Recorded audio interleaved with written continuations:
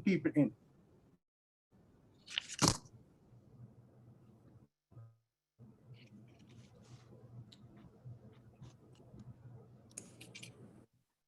Welcome, everyone. As some countries in the world are still struggling with this tragic COVID-19 pandemic, and others are recovering, but they're still in trauma, it's timely that the topic for this side event during this high-level political forum on sustainable development is building back better after COVID-19 through addressing health equity, mental health and well-being, contributions of psychological science and practice to leave no one behind. I'm your moderator, Dr. Judy Kuriansky. I'm a psychology professor at Columbia University Teachers College, a trustee of the United African Congress, and a representative of the International Association of Applied Psychology, accredited by ECOSOC here at the UN, where I've been advocating about mental health and well-being for many years. The speakers gathered here, you can see this amazing room that you see on your screen, an incredible multi-stakeholder group of experts and people on the ground and representatives of the World Health Organization and many ambassadors and delegates of missions here at the United Nations, all of whom are committed to health equity to build back better from this terrible pandemic. You will hear from all of them, and you will hear from our main sponsor, the Mission of Sierra Leone to the United Nations, and also from our co-sponsoring missions. I'm going to say them in alphabetical order. You see them here in the room, from the UN missions of Bahrain and Canada, Costa Rica, Ecuador, Georgia, Iceland, Japan, Lebanon, Mali, Mexico, Nepal, Portugal, Qatar, and Sweden. We thank them all, as well as our other co-sponsors, the Global NGO Executive Committee and NGOs like mine, the International Association of Applied Psychology, the American Psychological Association, and the United African Congress. The program has three parts. So there's a high-level segment with the intervention of ambassadors and mission representatives and the World Health Organization. Then scientific experts will speak about aspects of health equity, including technology, vaccine access, and attention to migration. And then we'll have voices from the field. These are people who are on the ground doing inspiring projects to reach those furthest behind. So to start with, we're going to play an astounding video, a music video for you of an amazing Sierra Leonean musician, Minister General, that was in a concert as part of the United African Congress project that we're doing called Africa Rise, Healthier and Stronger, to improve the health infrastructure of under-resourced countries. His song, You'll See, captures the sentiments of these terrible times, the needs of the people, but also a wonderful way forward. So take a look.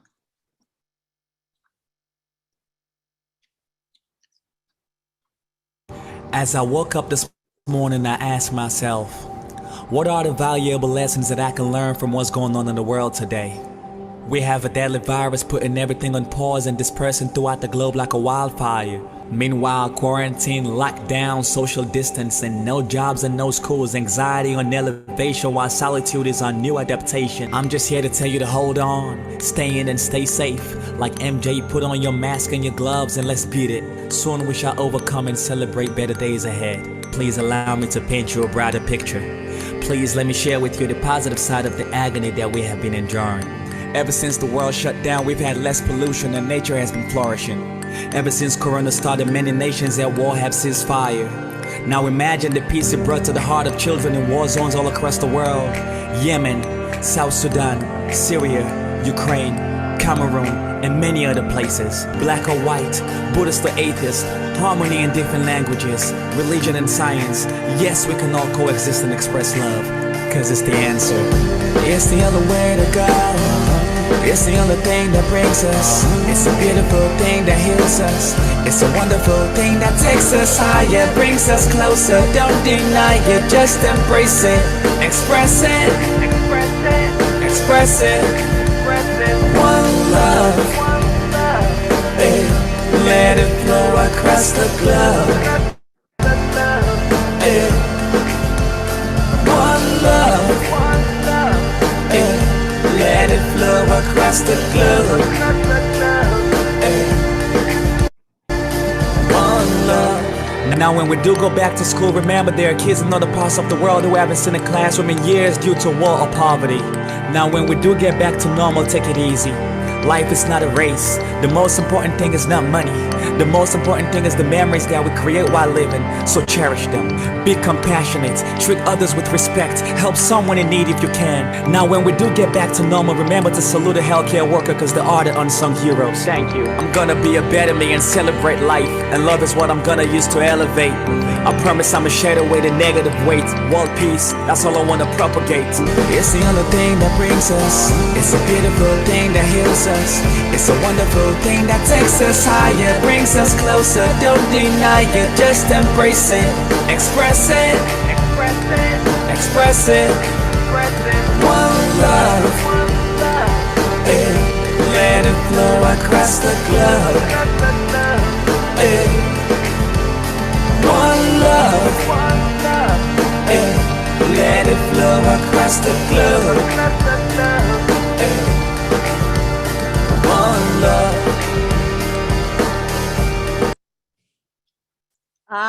So on that, I see a lot of smiles. So on that message of the way forward with one love, we now turn to opening remarks from our main sponsor, to whom we're very grateful, the Permanent Mission of the Republic of Sierra Leone to the United Nations, perfectly aligned with our topic of health equity, given the tripartite agenda of President Julius Maada Bio of health and education and development. So warm welcome to you, His Excellency Ali Kaba, Permanent Representative of Sierra Leone to the United Nations. Ambassador Kaba was previously the Minister of Foreign Affairs and International Cooperation, and he's taught African American Studies and Political Science at the University of Illinois in Chicago. Special thanks here to the team, Sierra Leone Deputy Permanent Representative Victoria Suleimani and the HLPF expert Aminata Siddiq for all that they've done to support this event, and bless you all. Welcome, Ambassador Kaba. Thank you, Madam Moderator. Excellencies, distinguished colleagues out there, standing on existing protocols, I say good day to everyone. It is with great pleasure indeed that I, on behalf of the Permanent Mission of Sierra Leone to the United Nations and our fellow co-organizers, warmly welcome everyone on this virtual platform to this high-level side events. I would like to specifically acknowledge the presence of Her Excellency, the Vice President of Costa Rica, our distinguished co-sponsors, renowned panelists and presenters, many of whom are the drivers of today's events. At this juncture, when the world is still struggling with devastating impact of the pandemic, which has brought untold destruction and suffering to humankind, the importance of our topic of discussion, building back better after COVID-19 through addressing health equity, mental health and well-being, contributions of psychological science and practice to leave no one behind, cannot be overemphasized. We are elated at the level of participation from all sides, co-organizers, panelists, and participants alike. The group assembled here today clearly demonstrates our determination to strengthen global resilience for all of us to sustainably recover from this pandemic by addressing the challenges and solutions to achieve physical and mental health equity, leaving no one behind. Sierra Leone stands in solidarity with those here today and with the rest of the world in our collective resolve to implement the 2030 agenda, especially now, when we are already in the second year of the decade of action. This event today, we are aware, seeks to highlight the interconnectedness between two of the SDGs, namely SDG 3 on healthy life equity between nations, while acknowledging the importance of health equity in the pandemic recovery and the multi-stakeholder partnerships called for in SDG 17, reflected here today. The pandemic has indeed compelled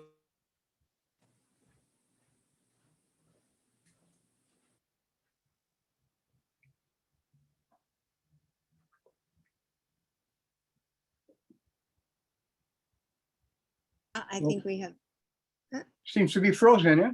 it seems to be frozen.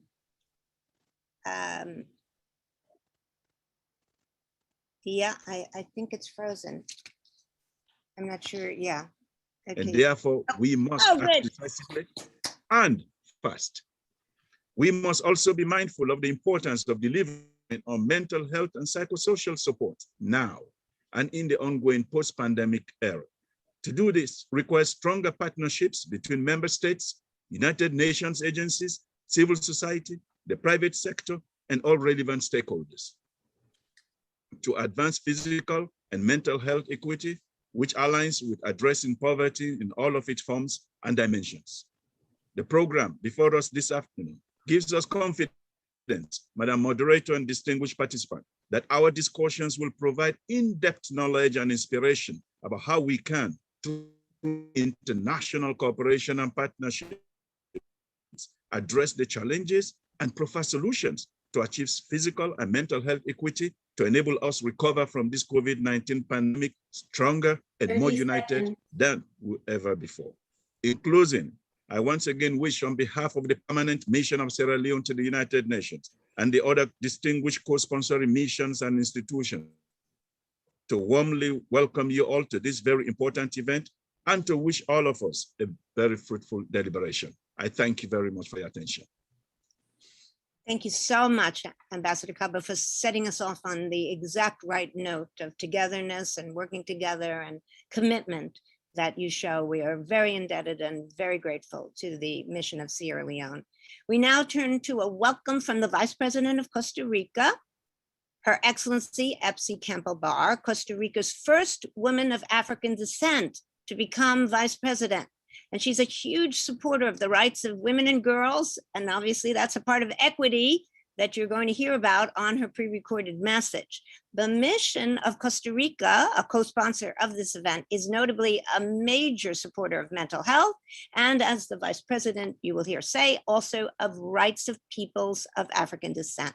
She's a major expert in the topic of equity, as you will hear in this message.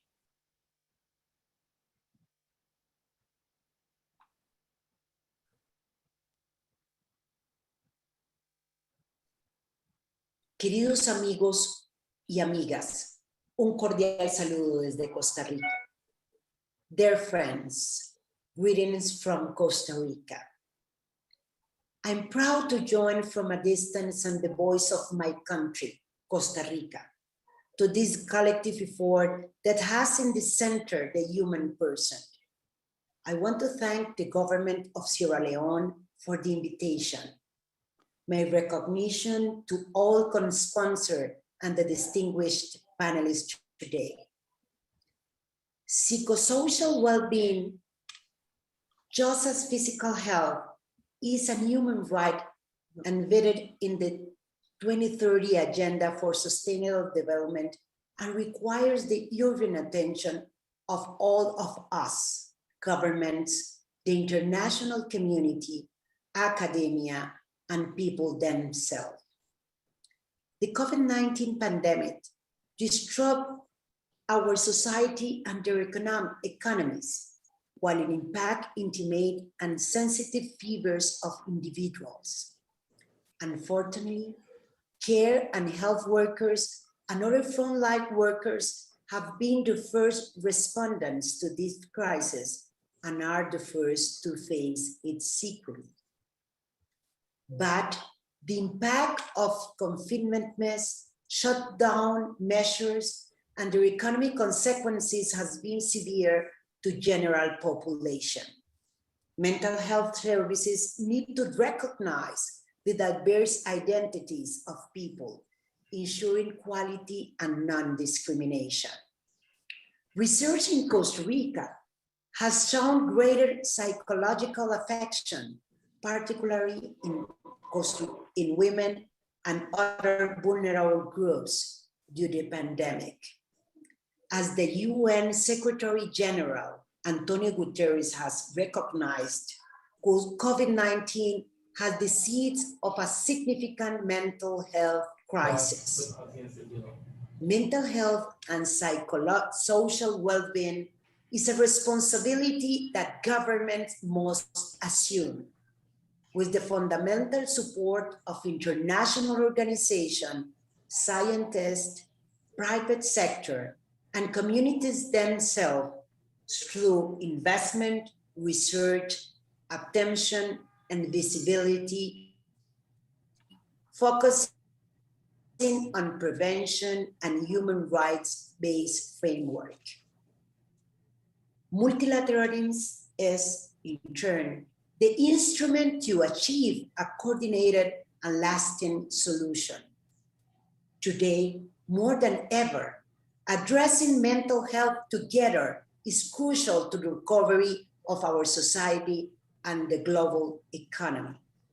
Therefore, Costa Rica will present in the coming weeks an initiative to create the Regional Alliance for Mental Health to promote action of mental health from gender, human rights, and diversity perspective, placing particular emphasis on mental health care during and after the pandemic of COVID-19. Costa Rica also support all initiatives that allow the international community to tackle this issue with the urgency it requires. Thank you very much.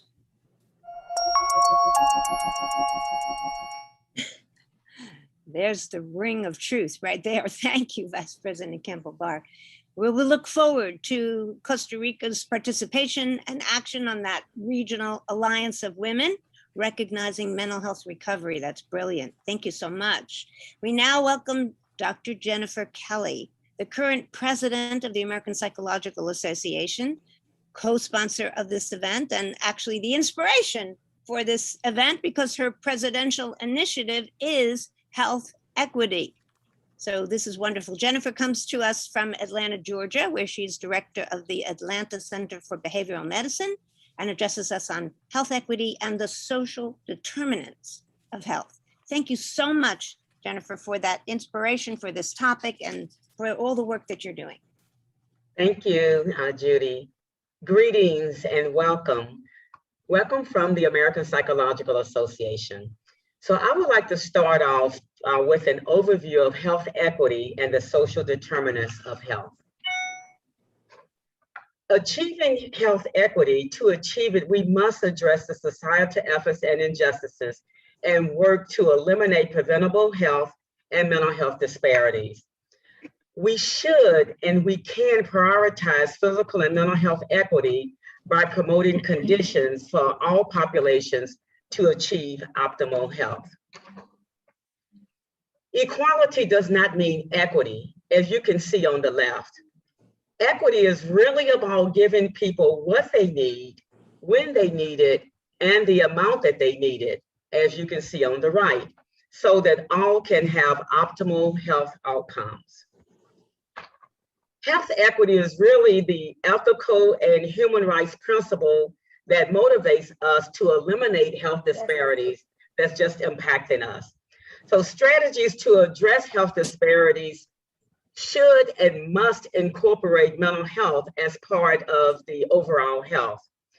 And disparities in health and in the social determinants of health are the metric for assessing progress toward achieving health equity. So I want you to look at this. So important to understanding health disparities is looking at the social determinants of health. They are the conditions in which people are born, live, work, and age.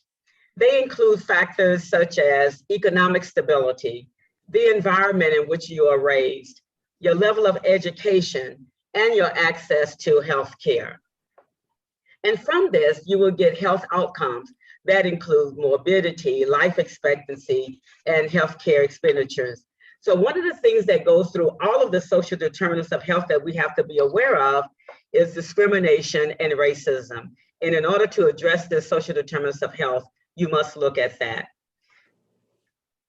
So these are examples of global health disparities related to the social determinants of health.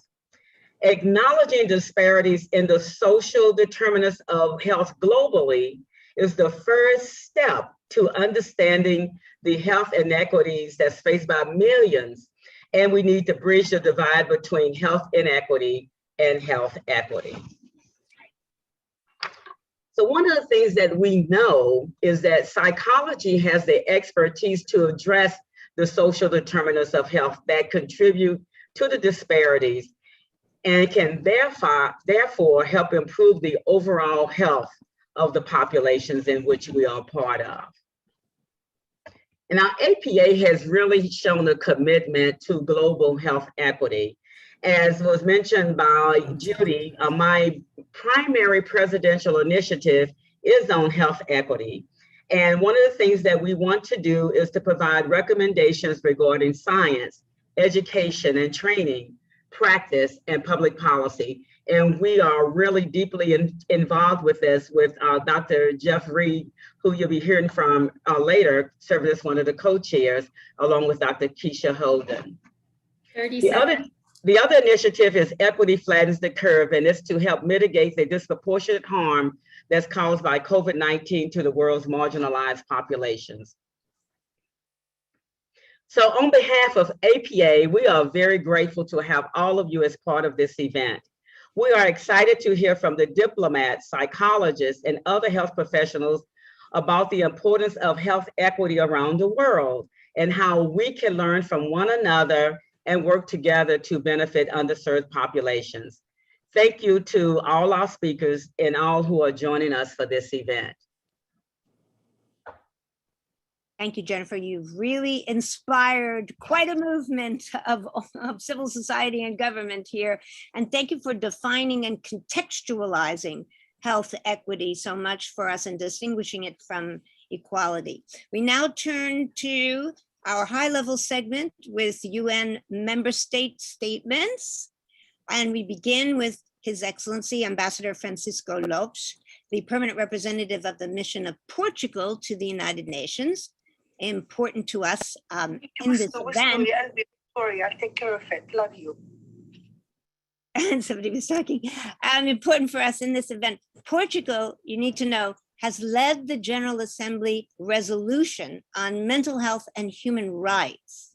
Very critical for this discussion today, and will host the UN Oceans Conference, which is connected to our topic today of equity, because science shows that when people have well-being, they care about the well-being of the environment.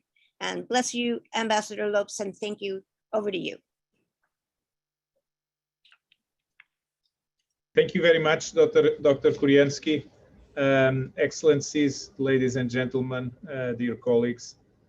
Let me start by congratulating all the co-organizers of this event, particularly Dr. Judy Kuriensky and my friend and colleague, Ambassador Ali Kaba of Sierra Leone and his team. I am honored to be here today to support equity in health and mental health as part of our efforts to build back better. Portugal recently hosted the first ever international conference connecting the dots between climate change and mental health. Our President of the Republic was one of the speakers at this international conference. We have implemented an ambitious mental health decentralized program to ensure equitable access to quality care for all people with mental health conditions, including those in vulnerable situations. In this context, and as you said, Dr. Kuriensky, in the context of the Human Rights Council in Geneva, Portugal has been among the leaders of the international call for a paradigm shift in mental health from an exclusively biomedical approach to a more comprehensive and human rights-based approach.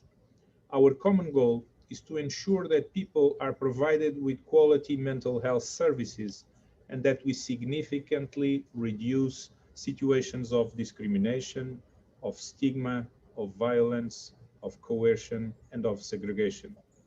We initiated the process that led to the consensual adoption of 3 resolutions on mental health and human rights, 2016, 2017, and then more recently in 2020.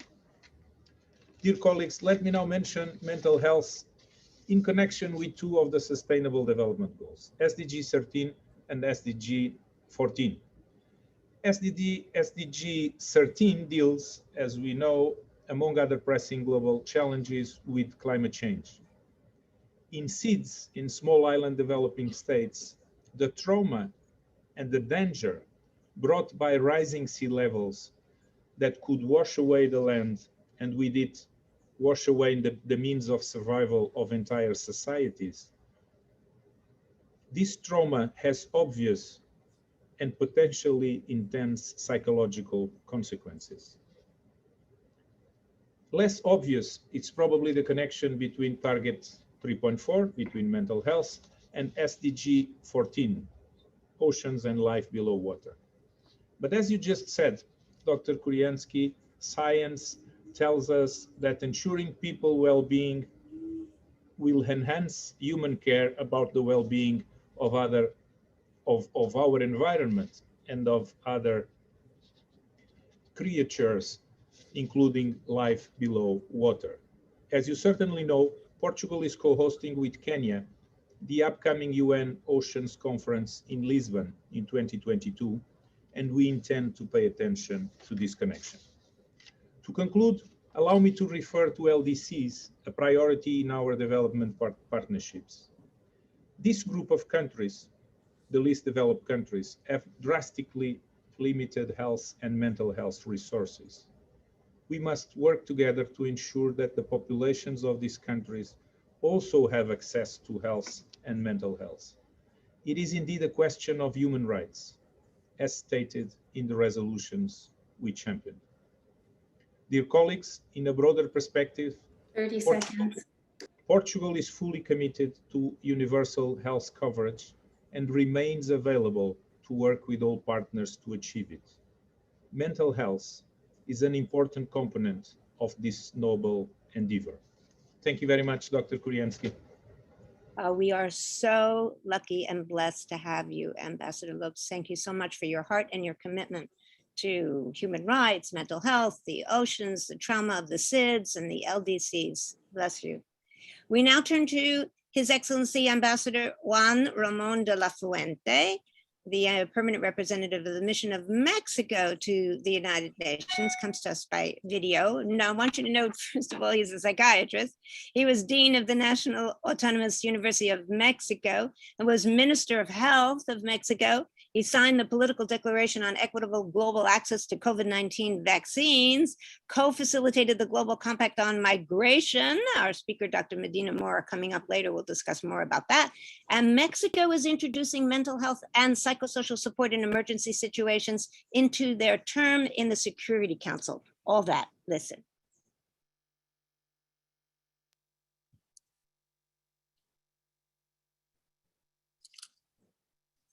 Good afternoon, Excellencies, colleagues, and friends. Let me start by thanking the permanent mission of Sierra Leone for leading as a sponsor of these timely discussions. Mexico is very glad to join forces with all co-sponsors who have been at the forefront of this issue at the United Nations. Allow me to congratulate the World Health Organization, the International Association of Applied Psychology, the United African Congress, and the American Psychological Association for organizing today's events and for their unwavering support in bridging the gap to reduce health inequalities. A warm welcome to the panelists, who I'm sure will leave us with practical solutions that we must continue to promote. As a former Minister of Health of Mexico and working for several years in the fields of psychiatry and mental health, my experience has taught me firsthand that we must address together both the physical and the psychological health inequities which have been exacerbated in the context of COVID-19. To cope with the unprecedented global health emergency, the world requires a more robust health response based on cooperation while strengthening relevant international organizations, instruments, and protocols. For this reason, last year, Mexico promoted a resolution in the General Assembly, Resolution 74/274, to ensure equal access to medicines, vaccines, and medical equipment worldwide to face what we had anticipated would be some of the challenges of the COVID-19 pandemic. And it was adopted by consensus by the General Assembly and served as a catalyst for initiatives such as COVAX and other mechanisms to attempt to compensate, insufficiently of course, for the grave inequalities we have witnessed. Worldwide, the COVID-19 vaccination campaign is progressing unevenly, unacceptably unevenly. And yet, we must remember the importance of resuming other immunization campaigns at the same time that were interrupted by the strained health systems that had to be dealing with the pandemic. One of Mexico's priorities, especially during our tenure as non-permanent Security Council members, has been and will be to promote mental health and psychosocial support in conflict settings and beyond. Mexico recognizes that mental health and psychosocial well-being is a fundamental factor in rebuilding the social fabric. If untreated, mental health has the potential of becoming a terrible pandemic, as it has devastating consequences in society at large. It reduces productivity, it raises healthcare expenses, just to mention two among many others. I welcome very much the promotion of more effective psychological sciences to advance health equity. There is much need to it. According to WHO, for instance, there are 0.05 psychiatrists per 100,000 inhabitants in low-income countries. That is, frankly, unacceptable. Finally, I believe the HLPF offers a good opportunity to reflect on diverse angles for the fulfillment of the SDGs. With less than a decade to go until we reach the deadline of the current goals, we must design more innovative solutions that adapt to today's complex realities. That is the challenge. I wish you, my friends, fruitful discussions, and once again, thank you for inviting me to share with you these initial remarks.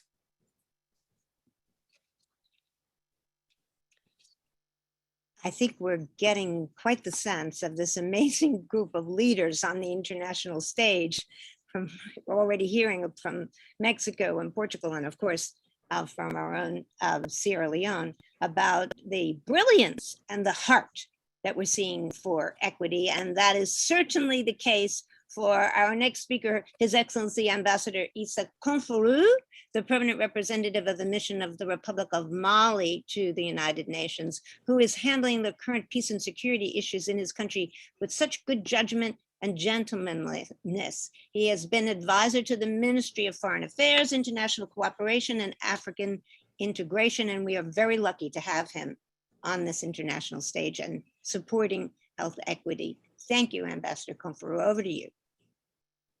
Thank you. Thank you very much, Madam Moderator, Dr. Judy. First, I would like to thank my brother, Ambassador Ali Kaba, the PR of Sierra Leone, and yourself, Moderator, Dr. Judy Kyriansky, for this inviting me to this important meeting. I must also thank the World Health Organization, the American Psychological Association, for being part of this initiative. I know that our briefer will come very soon, and I'm sure that the remark they will make will pave the way for practical ways and solutions to health equity in pandemic recovery. Mali is particularly happy to join the other sponsor of this important topic. The world is facing so many challenges: human security, terrorism, climate change, education, youth employment, economic challenges, and yet we have to deal with all aspects of health challenges like malaria, HIV/AIDS, tuberculosis, Ebola, and now COVID-19. We are all suffering from this disease, but developing countries are suffering the most of these challenges, which are global phenomena. And in my view, the best way to tackle them is through international cooperation. We need to strengthen the existing world organizations to ensure equal access to medicines and vaccines, including mental health and well-being of mankind. We all know that without good health for our people, we can't achieve our sustainable development goals. So we need to strengthen this partnership among member states, health organizations, civil society, academia, private sectors, in order to bring sustainable solution to these challenges. I would like to end by saying that Mali remains committed to building back better from COVID-19. I thank you. Thank you so much, Ambassador Kongfuru. We are really delighted to have Mali in the family of countries and missions who are supportive of mental health and well-being. The UN member states have actually formed a group of friends of mental health and well-being with 4 co-chairs. Bahrain, we will hear from. Belgium, Canada, we'll also hear from, and Ecuador, that really started way back with the UN agenda, with the negotiations with Palau to form this group. And with us now from the Permanent Mission of Ecuador is His Excellency, Ambassador Christian Espinosa.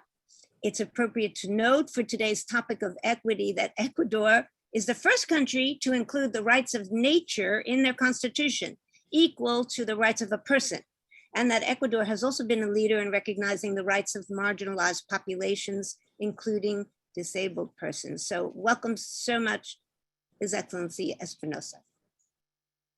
Thank you very much, Dr. Kuryansky. It's a pleasure to be here, pleasure to join you in this meeting. I would like, of course, to start by thanking as well the Ambassador of Sierra Leone, the Permanent Mission of Sierra Leone, and the fellow permanent missions co-sponsoring this event for bringing to our attention this important subject, which is the link between mental health and SDG 3, good health and well-being, and SDG 10, these issues that have to do with reducing inequality within and between nations. For Ecuador, as the co-president of the Group of Friends and Well-being, it is a great pleasure to see the increased interest in the problems of mental health, the problematic of mental health. As you know, the main objective of the Group of Friends is to raise awareness of the challenges of mental health issues, seeking to highlight some of the tools, resources, and strategies that can help better address individual and collective mental health needs by making available the work of international organizations and the application of national policies, and now more than ever taking into account the pandemic and its negative effects. Suicide as a mental health consequence remains as one of the main causes of death among young people. The problem has been exacerbated by the deep economic crisis and the confinement that still affects the globe. The most vulnerable groups, such as minorities, women, children, migrants, refugees, and the wider inequality gap led by poverty, has increased mental health issues in our societies. In this context, it is worthy to quote some words from the policy brief named COVID-19 and the Need for Action on Mental Health, produced by the Secretary General, and that was published last year and was backed by the group of friends on mental health. And I quote here the study. It says, good mental health is critical to the functioning of society at the best of times. It must be front and center of every country's response to and recovery for COVID-19 pandemic. The mental health and well-being of whole societies have been severely impacted by this crisis and are a priority to be addressed urgently. End of quote. The promise to leave no one behind. 30 seconds. The promise to leave no one behind is the commitment of all states. Having access to vaccines are in the core of this attempt. In order to reopen the economies as soon as possible and prevent depression and despair from economic and social problems to 10 happen. seconds. Let's prevent greater impacts to achieve the Agenda 2030 and its SDGs. Now, more than ever, we rely on the principles of cooperation and solidarity among countries. We believe that multilateralism is the only way forward. With the contribution of everybody, we believe that Build Back Better is possible. Thank you very much. Thank you so much, Ambassador Espinosa, for reminding us about the connection between SDG 3 and 10 and 1, and the Secretary General's mental health policy and multilateralism, that we're all in this together. Also a co-chair of the group of Friends of Mental Health and Wellbeing is Bahrain. So we welcome now His Excellency, Ambassador Jamal Al-Ruwayi, the permanent representative of the mission of the Kingdom of Bahrain to the United Nations, co-chair of the group of Friends of Mental Health and Wellbeing. I remember hearing Ambassador Jamal at celebrations for Bahrain in the UN Delegates Dining Room. He was speaking so eloquently about his country's commitment to interreligious understanding. After all, because Bahrain led the UN resolution of the culture of peace with love and conscience. Over to you, Ambassador Jamal. Thank you so much. Thank you, Dr. Judy Koroneski, for giving me the floor. You are a true inspiration and a real hero for your continued work and advocacy. I want also to extend my appreciation to Ambassador Ali Kaba and all our colleagues at the Permanent Mission of Sierra Leone for bringing us together to discuss this important topic. Your Excellency, distinguished guest, it's given me a pleasure to participate and join you today in this important event to discuss building back better from COVID-19 pandemic through addressing the essential issues of mental health. The Secretary General and the World Health Organization have both noted the importance of addressing mental health, which has been felt by everyone to this very day. We are not yet certain how life will be like after the pandemic, as the long-term effects are so multifaceted. As a co-chair of the group Friends of Mental Health and Wellbeing, we have sought to know different aspects of mental health, raising awareness of the matter and discussing best practices from different parts of the world and building on achievement to mainstream the discussion. To understand the pandemic's long-term mental health impact, it's critical to first look at how people's mental health has changed since it's begun. And it's now more important than ever before to address this matter while there is a worldwide attention toward mental and well-being. Although circumstances are improving and the world is opening again, the result of the pandemic have an enduring negative impact on mental health. I look forward to continuing this discussion and listening to speakers, discussing the best practices and keeping this conversation as a top priority. mental health is a core issue, and the 2030 agenda can only be achievable with the health as a central block to achieving many of the goals and health equity.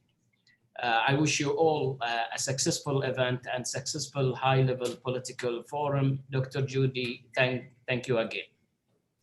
Oh, bless you, Ambassador Kamal, for those beautiful statements. Jamal is really an amazing human being. As many of the other ambassadors we have seen, you could see his heart and commitment, and we appreciate your thinking of mental health as the core of really achieving the agenda as an interlinkage way. When we hear the UN call to reach those furthest behind, that's at the heart of universal health coverage. And for the political declaration on universal health coverage, we're very grateful to the co-facilitator, Georgia. So we're very honored to have with us His Excellency Ambassador Kaha Emnadzi, who's the permanent representative of the mission of Georgia to the UN. And talk about equity, Georgia launched its own UHC program back in 2013. They've co-sponsored our major side event with WHO during the UN meetings on the Convention of the Rights of Persons with Disabilities.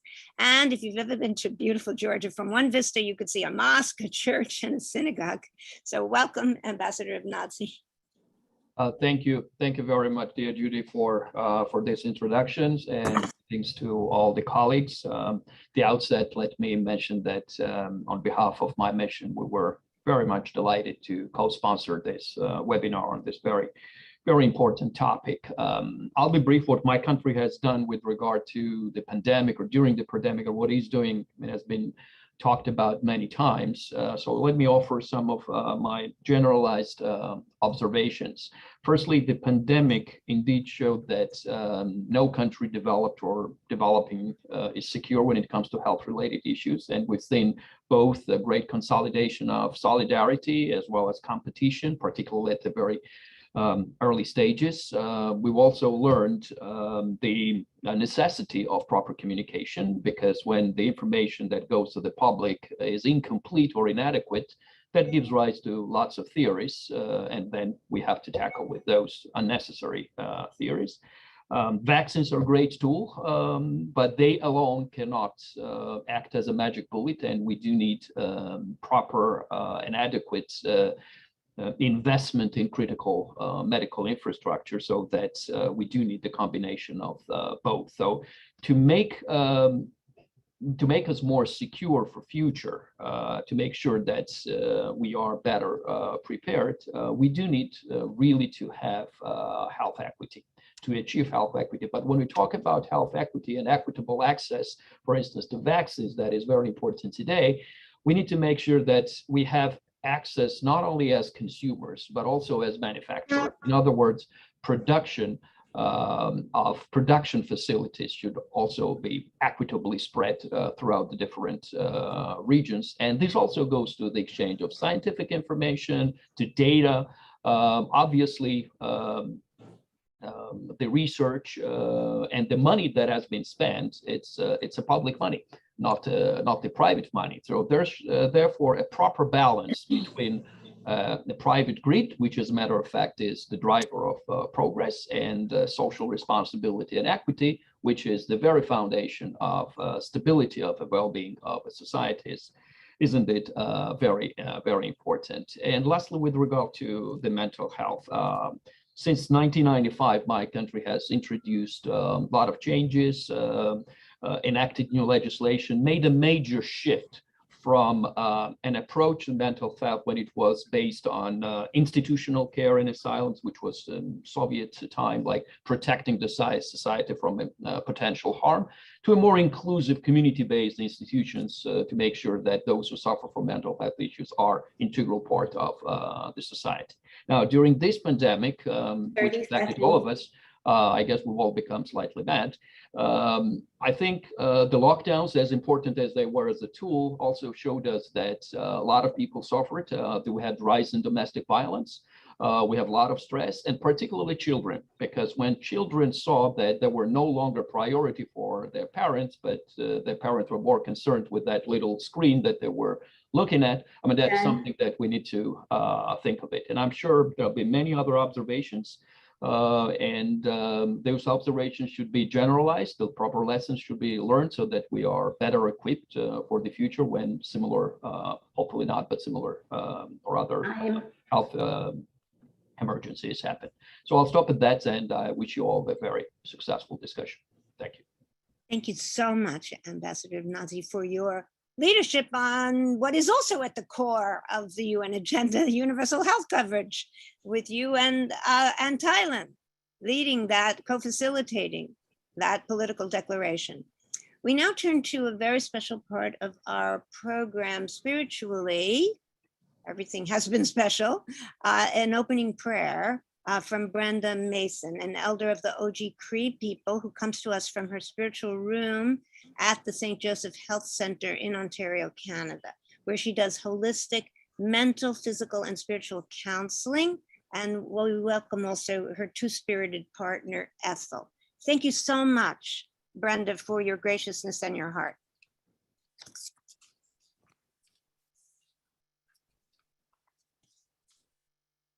You have to unmute.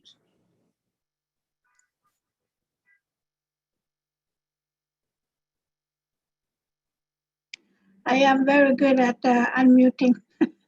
Miigwech, unfortunately, my partner couldn't join me. My health site is still in a lockdown, but to be open at the end of the week for our clients. Miigwech, thank you for this opportunity. I feel honored and blessed today for your invitation. As Judy said, my English name is Brenda Mason. My Anishinaabe name is Mamazna Gujagabakwe, which translates to English, infant, hanging, standing woman. I was raised in Sandy Lake, Ontario, which is really further up north than Thunder Bay.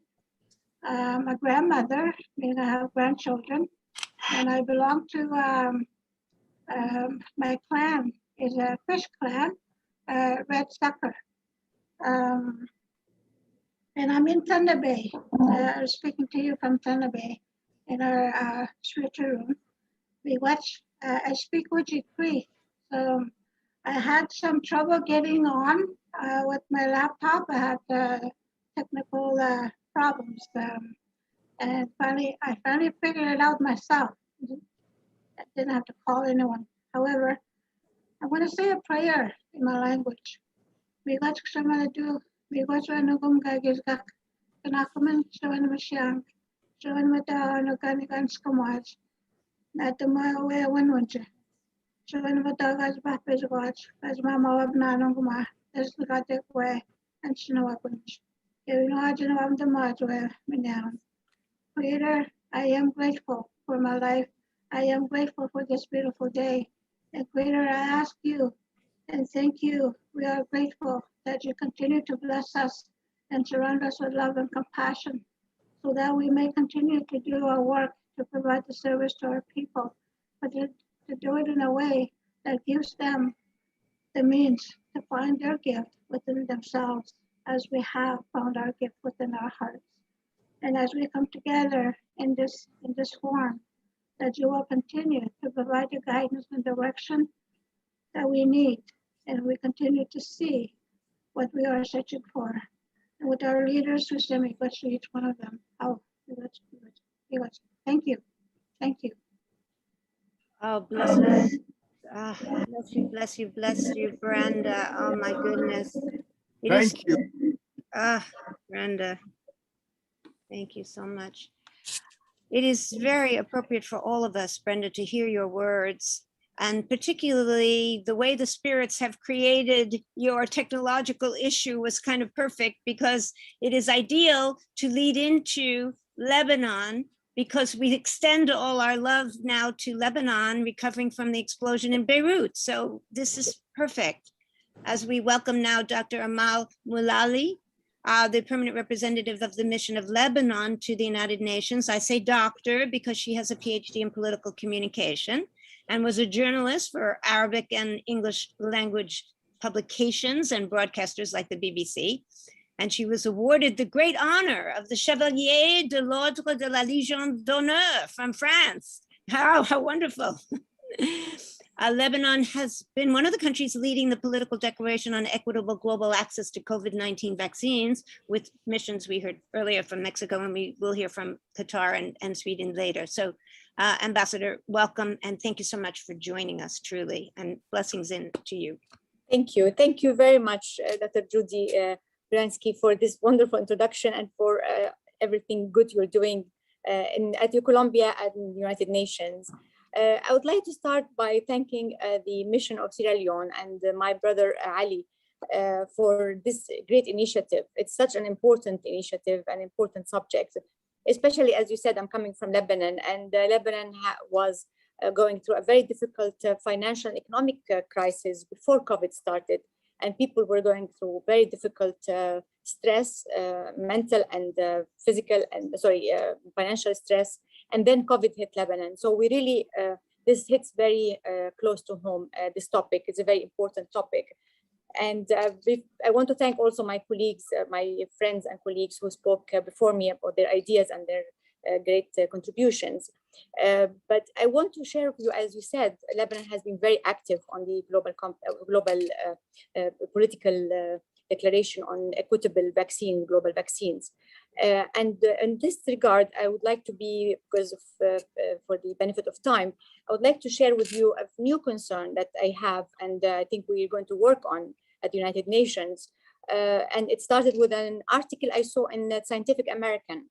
And the title is, "A tsunami of disability is coming as a result of long COVID. We need to plan for a future where millions of survivors are chronically ill."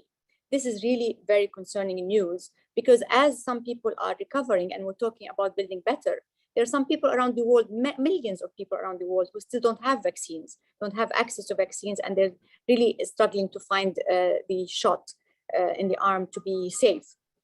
So as we are talking to build back better, we need to understand what we are dealing with. What are the long-term effects of this disease to plan for the future better and its long-term consequences. Apparently, many people, millions of people, 1/4 of Americans who got COVID, the 34 million who got COVID, they have long-term COVID, which means after 7 to 8 months after they recover, they still have symptoms and fatigue and chronic respiratory problems and things like that. So this long haul COVID is going to be a big stability problem. It's going to be a mental health problem for people, especially if you're going to be sick for a long time. This is going to put so much stress on you. And this has a far-reaching impact around the world, especially in developing countries and vulnerable countries, where governments and the healthcare systems face challenges to begin with, even before this happens. So I think it's very, very important for us to start looking at this disability. 30 seconds. Thank you. At this disability, and to try to insist that vaccines have to be shared by everybody. We have to fight COVID before it starts and before we reach to long-term COVID. We have to fight mental health before it happens by trying to hit at the causes of this problem and try to have equitable and accessible vaccines for everybody around the world. I thank you for this, and I wish you the best of luck. Thank you. Oh, bless you, Ambassador Dr. Moulali. We could tell why you are a correspondent and a broadcaster. And thank you for reminding us of the long haul COVID cases that are very important too.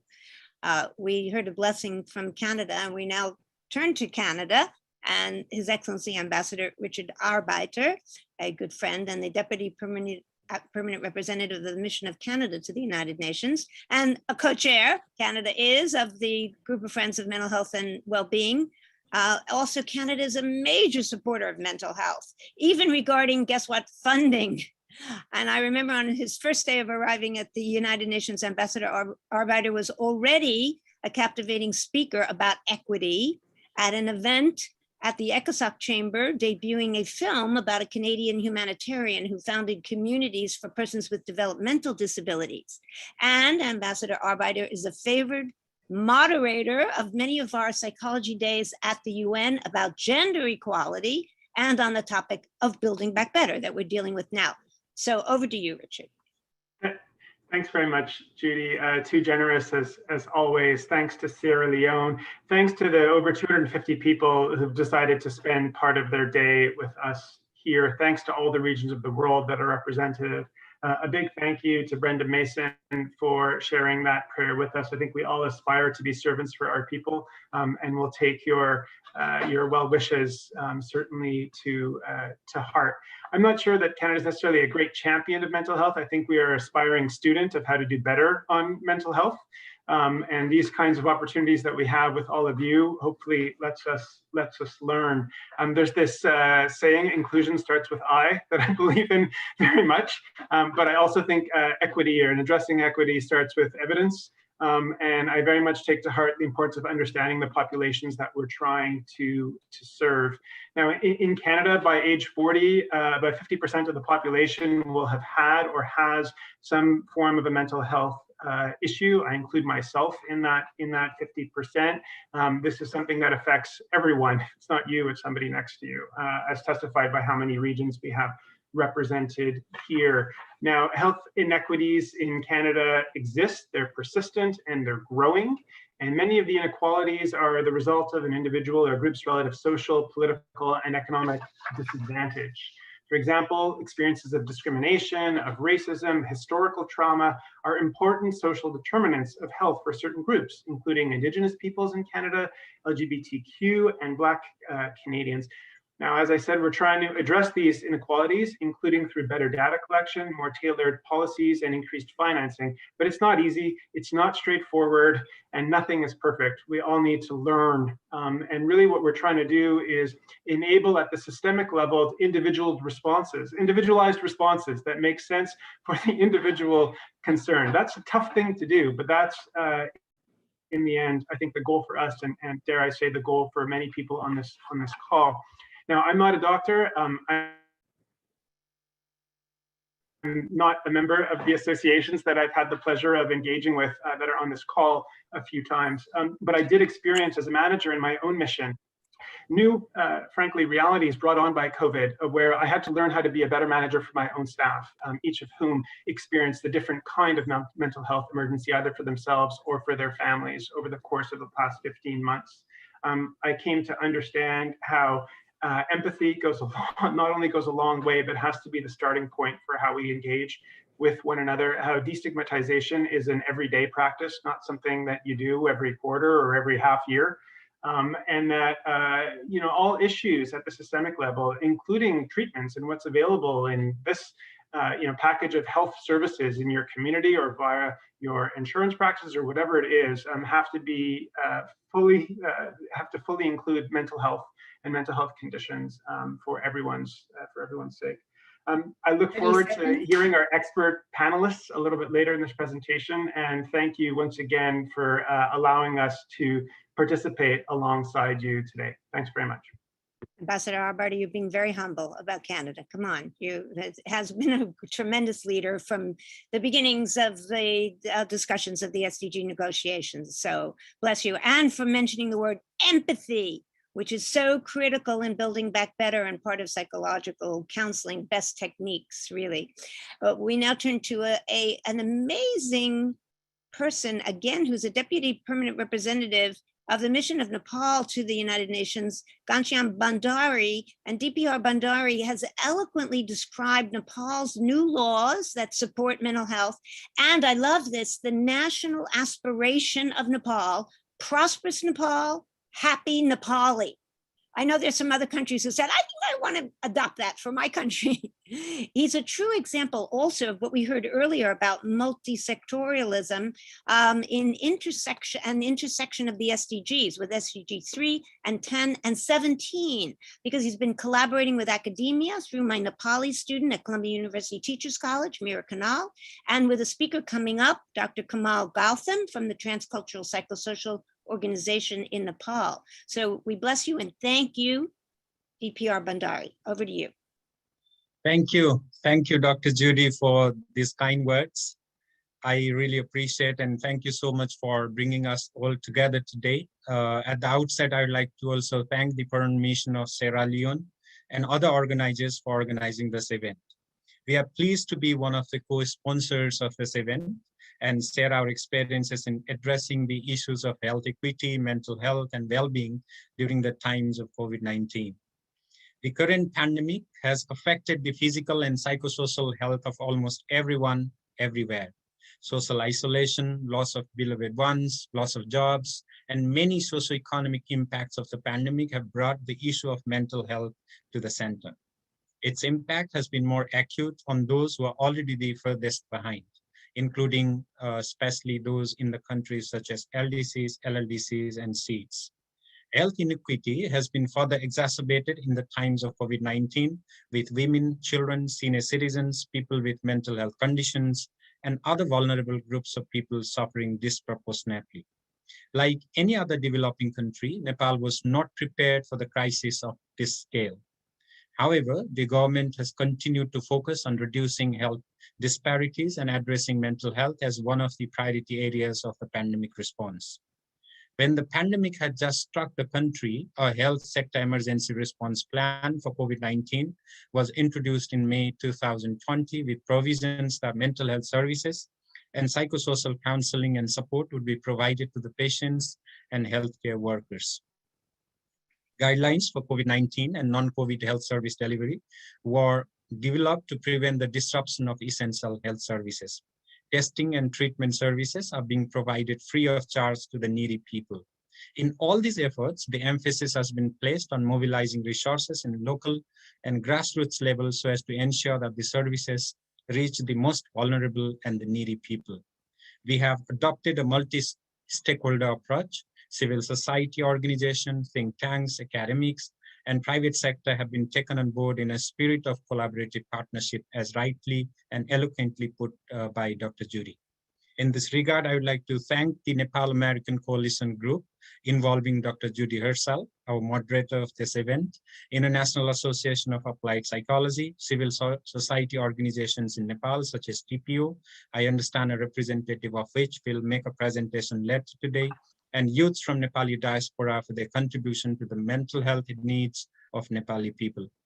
Going forward, achieving holistic health equity and realizing SDGs 3 and 10, among others, will not be possible without addressing health inequalities both within and among nations. For this, and to recover from the COVID-19 pandemic, universal access to vaccines must be ensured. We believe that the vaccine should not be used for profiteering. Vaccine equity is not just about rights, it is also about justice. I conclude by reiterating that an enhanced level of global collaboration will be critical to respond, recover, and rebuild better. Nepal is committed to continue working towards achieving health equity and building that better by addressing all forms of inequalities. I thank you for your attention and I thank you for this opportunity. Bless you, Ghanshyam.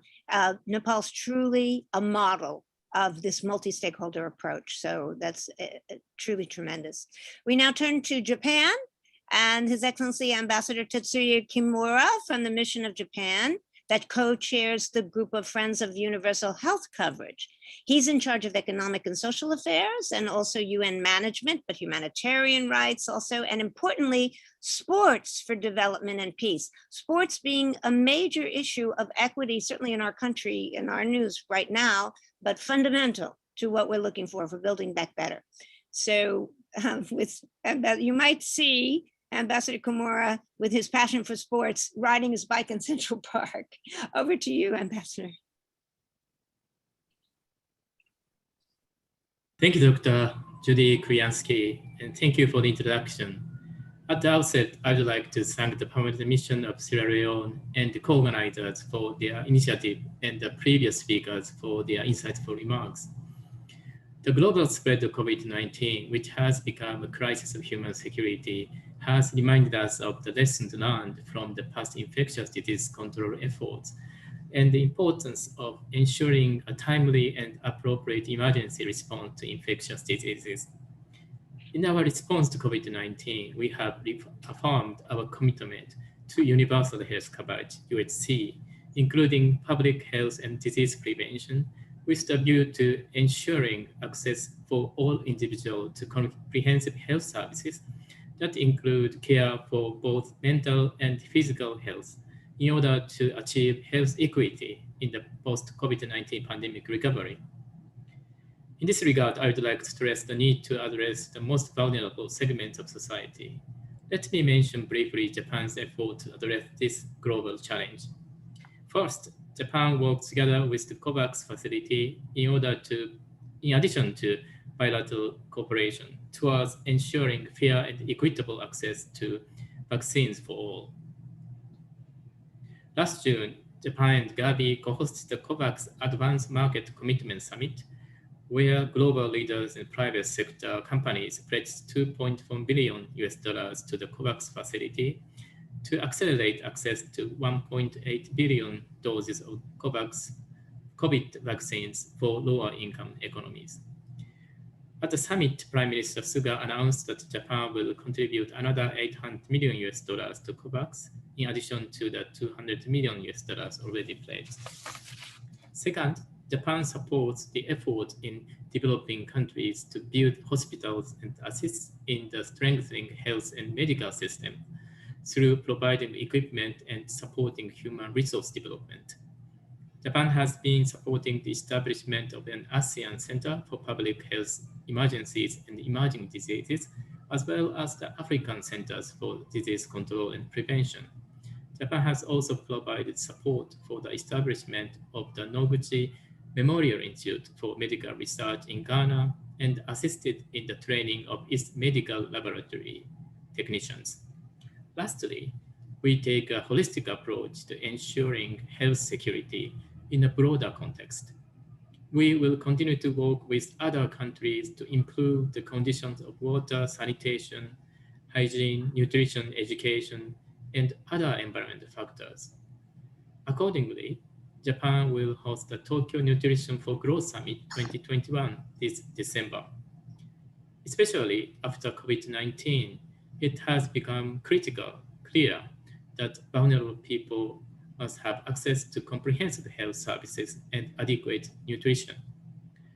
Against this backdrop, Japan will continue to promote UHC towards the goal of leaving no one's health behind. I thank you. Thank you so much, Ambassador Kimura. Japan has been a leader in so many different issues that you're now just even describing to us, besides in funding and having such heart for countries around the world. We really appreciate it. We now turn to His Excellency Ambassador Sadiq Wai, Chief of Mission of the Embassy of the Republic of Sierra Leone to the United States. We call him the visionary ambassador and the people's ambassador, since he really is a master at innovation and bringing communities together in that whole sense of multilateralism. And he's always inspiring people to take action. Previously, he was the president, by the way, of the United African Congress, one of our co-sponsors that we will hear from.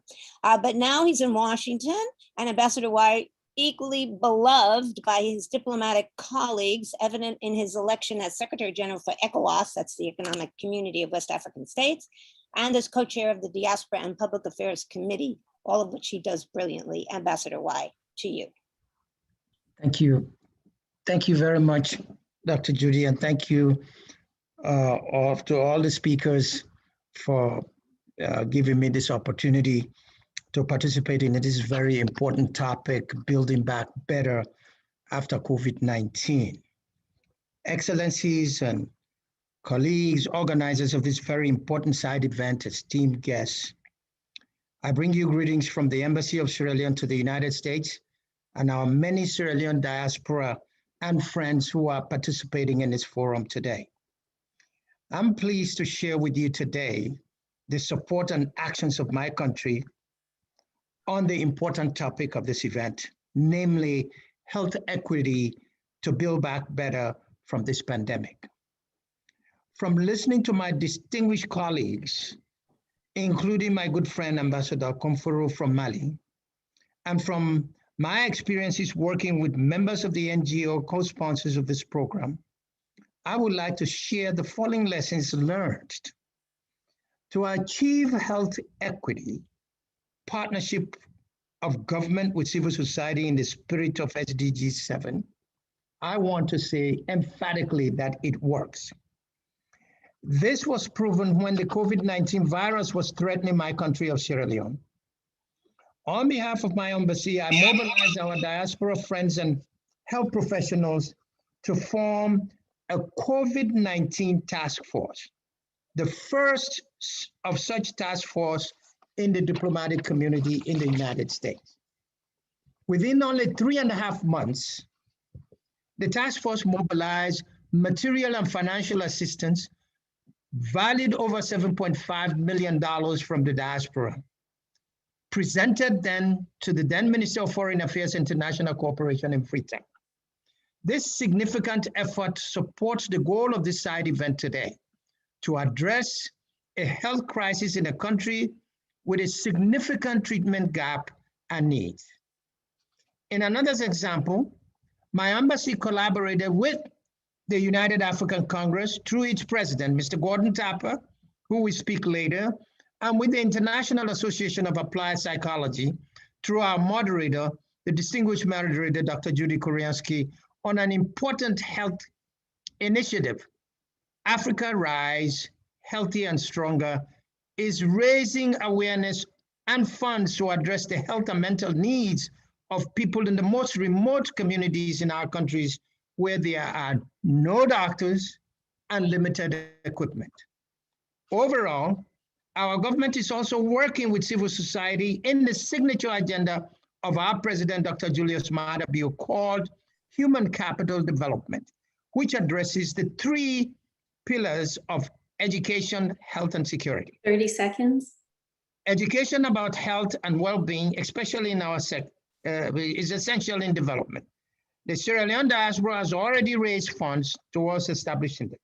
Let me end with a point I always make at these esteemed events. After all high-level brilliant presentations, what next? I'm so happy to learn that this event has already led to connections between the governments and experts speaking here today. I encourage all such collaboration, for example, working towards a resolution about health and well-being, so we call Build Back Better together. I yield back, Madam Chair, and I thank you. That was brilliant. Thank you so much, Ambassador White. We need to pay attention to your call to action. I love that you do that. And that you called for a resolution. Well, the person who knows all about resolutions and does them all the time is up next. Mr. Werner Obermeyer, a good friend and director of the World Health Organization office at the United Nations. He has a huge portfolio. He covers global health and mental health and UHC and health security and climate change and health and narcotics and tobacco control and disabilities and road safety. He's a brilliant negotiator for so many UN resolutions promoting health, including that led to the adoption of UHC, the 2030 Agenda, and many political declarations on tuberculosis and on the prevention and control of NCDs, of which mental health is now the 5th NCD. And he's doing those negotiations about NCDs right now, given that he, along with WHO's, I acknowledge their technical advisor, Eva Kigeli, who will now speak, Werner, about World Health Organization's position on health equity. Thank you so much. Thank you, Judy, for allowing us to be part of this conversation. It's very important for the World Health Organization to participate in such an important event. And I really want to salute all the countries that have spoken ahead of me for their standout leadership on all these topics. You know, inequities have been exposed, as we have heard earlier tonight, in all countries where this pandemic is now taking over the concentration of health systems, and it has become a major inhibitor of us reaching the SDGs, including particularly SDG 3. This is true, as we have also heard from several speakers, for disproportionately affected groups in those countries where health systems are weak, particularly those in the humanitarian crisis. We're talking about refugees and migrants, indigenous persons, older people, those with disabilities, and children. They're all at higher risk And we have also found that non-communicable diseases have been particularly neglected during the pandemic. So the equity and prevention and care that we are looking for in terms of gender parity in particular and women's rights have been affected. Many countries are obviously behind, a full 10 years behind the 2030 target date, and we need to scale up action. We need to do better with vaccine equity. Less than 1% of people in low-income countries have received at least one dose of the vaccine. Here in South Africa, my home country, it's 2%. The developed countries are already starting to vaccinate teenagers. So we must invest in equitable distribution of diagnostics, tests, treatments, and medical supplies. We must invest in health systems and health workers to translate this into action. Global health security obviously starts with local health security. And then I must also emphasize there's an increasing concern that the mental health impacts of this pandemic will most likely exceeds the direct impact of the virus. It's exposed the fragility of mental health services globally, and our surveys in the World Health Organization indicate the pandemic has slowed down or halted critical mental health services in over 93% of countries in the world, while the demand obviously is increasing and will multiply in the near future.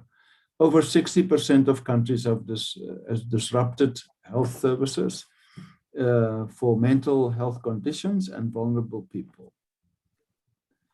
These are children, adolescents, and older adults, and they are the ones clearly that we need to focus on in the here and now. I'm sure that we have all agreed that building back safeguards in our health systems is a matter of priority. I think we must also recognize that we must collaborate with the private sector, with the NGOs, and multiple other stakeholders to achieve health for all. I thank you very much. I have to leave now because we are under a lockdown. We start in 30 minutes, and so I need to hit the road. Thank you. Oh, thank you, Werner, so much for all your leadership in so many important resolutions at the United Nations. Bless you. We now turn to our panel of scientific experts. And first up is Dr. Jeffrey Reed, who's professor of medical psychology in the Department of Psychiatry at Columbia University and co-director of the WHO, Werner, Collaborating Center for Capacity Building and Training in Global Mental Health. Oh, Jeff is very smart and very connected to every aspect of the field of health and everyone in it. And he co-chairs also Dr. Kelly's Presidential Task Force on Health Equity that we heard about earlier. So he's so perfect to talk to us about improving health equity by addressing global mental health needs. Over to you, Jeff. Thank you. Thank you very much. I have just a couple of slides if Gabe will help me. Perfect. Okay. It's an honor to speak with you briefly about improving health equity by addressing global mental health needs. Next slide, please.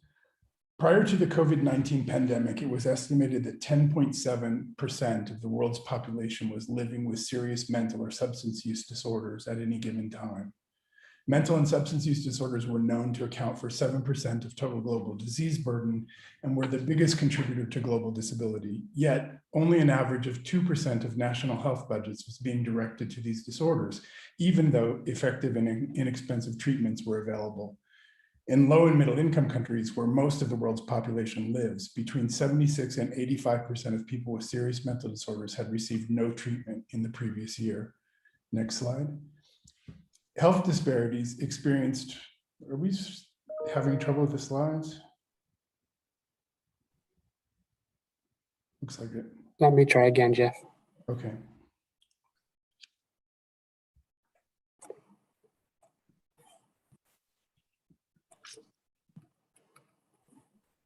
Okay, so we should be on the third one now.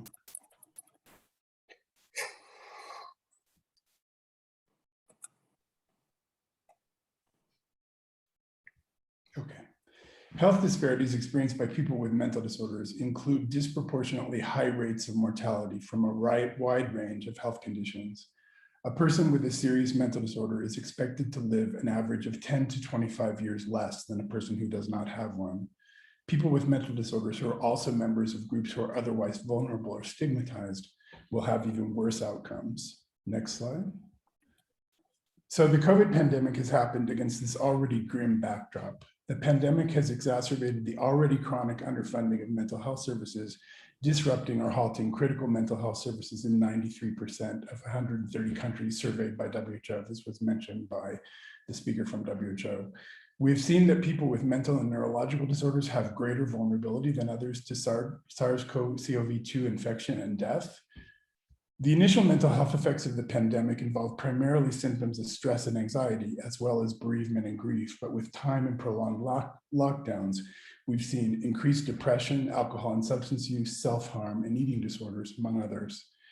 89% of the countries surveyed by WHO reported that mental health was a part of their response to COVID-19, but only 17% had provided additional funding. Next slide. 30 seconds. Telehealth services have been touted as a way to help overcome the impact of the pandemic on mental health services, but there are substantial disparities in uptake by country and region. Let's go to the final slide, please. Let me conclude with some recommendations that go especially to SDGs 3, 10, and 17. The most important ones are clearly universal health coverage that includes mental health and increasing the share of health spending allocated to mental health. First Lady wants to have Second, we in the global mental health community need to do a better job of communicating that mental health treatment increases economic productivity, is necessary to achieve SDGs, and that progress can be measured.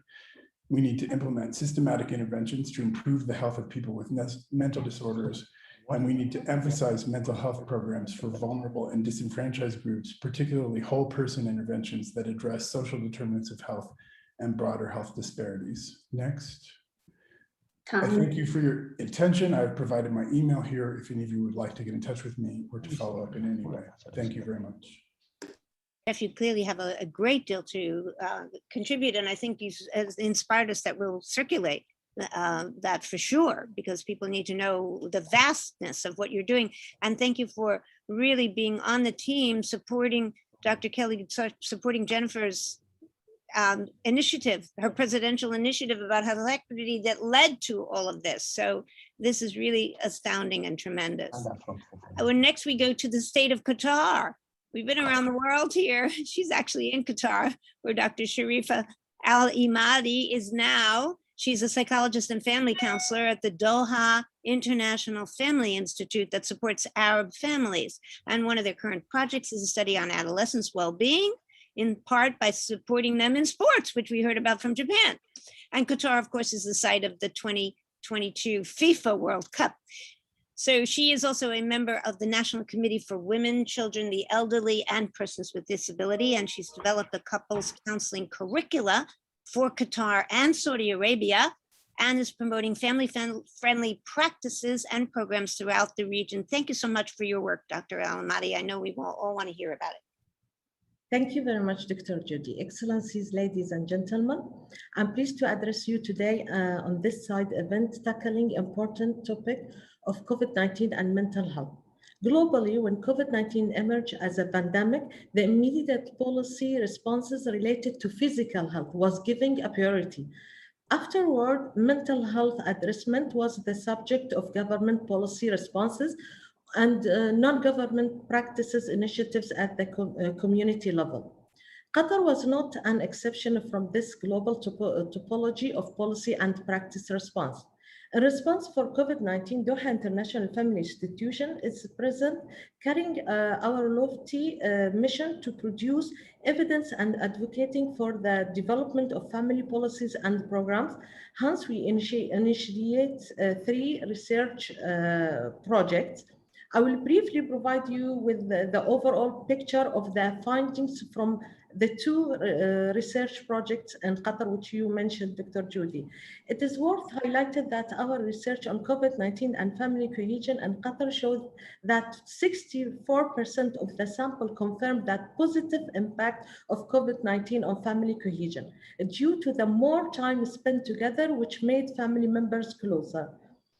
while 15% said that COVID-19 impacted them negatively with indicators of anxiety, at-home isolation, increased fears, and not being able to visit relatives. The same study confirmed that 42.5% that flexible working arrangements improved the overall well-being of parents and enhanced their parenting tasks, while 28% were struggling to balance homeschooling, family, and work commitments. Research on adolescent well-being in Qatar pre and end COVID-19 provide that families are getting stronger in crisis. For instance, adolescents reported increased emotional support from mothers and fathers during the lockdown. In addition, the overall family violence were decreased during the pandemic. Evidence in indicators such as my family members argue with each other in a scary way, which decreased from 25% period to lockdown to 15% during the lockdown, showing an overall decrease of 10%. In general, the key takeaways from our research are COVID-19 impacted mental health in both ways, positive and negative. The lockdown provided the opportunity for family to be more connected and enhance family cohesion and overall mental well-being. Several mental health challenges reported, such as increased fears and anxiety. Flexible working arrangements opportunity for families, which improved over well-being. In the crisis, family connected more than human. Parents' engagement, especially fathers, is an aspect need more advocacy for, and mental health support is always a key to help family. Thank you very much. Thank you so much, Dr. El-Ahmadi. You've given us hope despite all the issues that are going on. That's wonderful. And thank you for your research. We all need to hear about that more, and please share it more with us. Over to Sweden now, where Johan Carlson joins us as Director General of the Public Health Agency of Sweden, a WHO focal point for international health registrations and communicable diseases and NCDs and environmental health. It's significant that in our talking about equity regarding SDG 5 and gender equality, actually, that the Swedish government is proud to be a feminist government. I've heard that a lot at the UN. This is awesome. Dr. Carlson chairs a forum of Swedish government agencies collaborating about the 2030 agenda. And so appropriately, he's going to address us on the topic of health equity as a driver and an outcome of sustainable development. Thank you so much, Mr. Carlson. Thank you very much. Yes, I believe that after the pandemic, there is a window of opportunity for us to stress the importance of health issues, goal 3. But also high ambitions and political statements are not enough to address these issues properly. We believe that firm technical support is needed, especially for the local and regional level, where most of the work needs to be done. In order to facilitate this process, the Swedish Public Health Agency has launched a technical supportive structure for surveillance of actions that focuses not on health outcome, but, as Dr. Kelly stressed, on determinants of health on various levels. That is, things that need to be addressed in society on all levels in order to promote health for all. This surveillance supportive structure for health thus addresses 44 areas with targets that we already know need to be reached in order to promote health, including mental health, close to existing health gaps, and leave no one behind. Some targets are within the health sector, but most of them, not surprisingly, are found in other areas than the health sector, such as education, gender equality, employment, etc. The bottom line is that the problem of disparities in health only to a limited extent can be handled within the health sector. The idea is that regional and local authorities and the civil society will intensify the work and report on these targets, compare their achievements, benchmark the work, and get support, technical support, and transfer of knowledge from the national level. By this approach, the true interconnectivity of the SDGs will become apparent also on the local level. Health targets can be reached by local investments and achievement in other areas. In addition, other areas, other SDGs will benefit from investments in health. In fact, if you are responsible for schools or housing, you don't even need to be so interested in health matters to be able to contribute to have better health for all. If you achieve the identified goals in the supportive structure, better health will follow as a consequence. And I believe that is what the Agenda 2030 is all about. So if you're interested in this work, please contact the Swedish Mission or directly the Public Health Agency. Thank you for giving me the floor. There's no question that we are going to do just that. That's a call to action, Ambassador Wise said, and thank you for that offer and that brilliant way of putting this in a nexus, SDG 3 in the nexus of the SDGs. That was brilliant. We now turn to the issue of vaccine access and acceptance, and to Dr. Wilhelm Hanekom, who was previously Deputy Director of the Tuberculosis and HIV team at the Bill and Melinda Gates Foundation, and is now Director of the Africa Health Research Institute, to talk to us about achieving equity in COVID vaccine access and acceptance. Dr. Hanekom, welcome. Yeah, thank you very much for this opportunity to speak here. And my talk is going to be, my 3 minutes are going to be very simple. We've heard over and over at this meeting of the impact that COVID-19 has had on mental health all over the world. And that the COVID-19 vaccine is not the be all and end all, but it will make a phenomenal difference in the long term.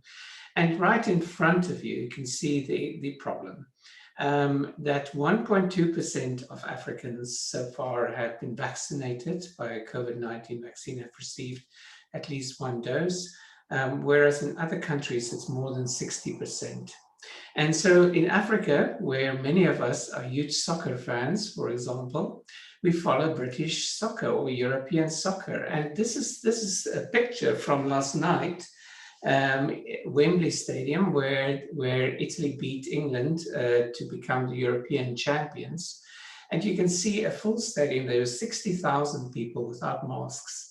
And it's harrowing for us in South Africa, for example, who are in the peak of the third epidemic, a very severe epidemic, to look at these pictures of what's happening elsewhere. And why this is happening is because of vaccines.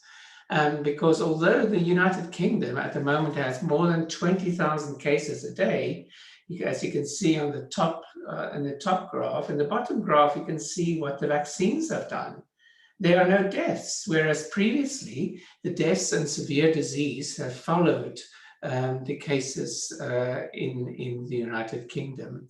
So that's what we want to achieve, obviously, with vaccination. Vaccination has two goals. The one is to prevent deaths and severe disease, and the other one is to control the epidemics. They're not going to control it right now. And in a way, I want to say that the United Kingdom was lucky because amongst the variants of COVID or of SARS-CoV-2, they had an alpha variant that was very dominant and very infectious, but very rapidly a Delta variant came in and took over. And it's very clear that the protection from the vaccines is not total against this variant, but it at least protects against severe disease. So that's what you want to achieve. But the point here is that when other people are not vaccinated in other places in the world, other variants can also emerge, and then they will not be protected. So that's why the COVAX facility from CEPI, Gavi, and the World Health Organization was formed to try and give low and middle income countries equitable share by being a carrot for high income countries where they can buy vaccine batches so that they can actually